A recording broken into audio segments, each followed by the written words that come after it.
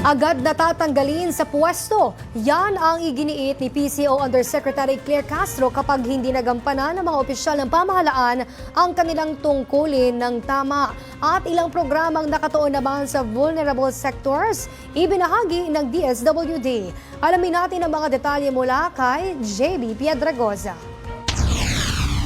Hindi sapat ang business as usual. Iyan ang binigyang diin ni Presidential Communication Office Undersecretary Claire Castro kaugnay sa paghahatid ni Pangulong Ferdinand R. Marcos Jr. ng serbisyong nararapat para sa taong bayan. Ayon kay Castro, kung hindi nagagampanan ng mga opisyal ang kanilang kinumpaang tungkulin ay agad na itong tatanggalin sa pwesto.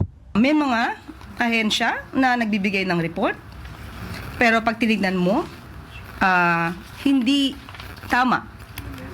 So kung ito man ay hindi tama at intentionally done,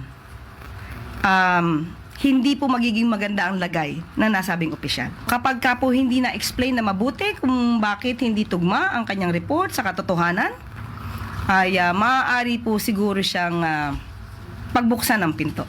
Sinagot din ni Yusek Castro ang paratang ng Duterte Youth Party List hinggil sa paggamit ng Pangulo sa confidential and intelligent funds ng kanyang tanggapan. Anya, hindi dapat paghambingin ang sitwasyon ng Pangulo kay Vice President Sara Duterte.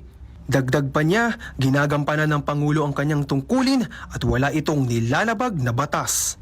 Ang tanong natin, nagkaroon ba ng notice of disallowance ang Office of the President patungkol sa confidential funds? Meron na ba tayong balita na gumagawa ng mga questionable receipts ang Office of the President patungkol sa confidential funds? Nagbahagi rin sa press con si Department of Social Welfare and Development o DSWD Secretary Rex Gatchalian na mga planong programang nakatuon sa vulnerable sectors ng bansa. Isa na rito ang Supplemental Feeding Program sa mahigit 1.5 million beneficiaries na naka-enroll sa Child Development Centers. Sumunod ay pagpapalawig ng e-shuttles na handog ng pamahalaan para masiguro ang safe transportation ng lahat. Gayon din ang pagbiyahe ng Person with Disabilities o PWD.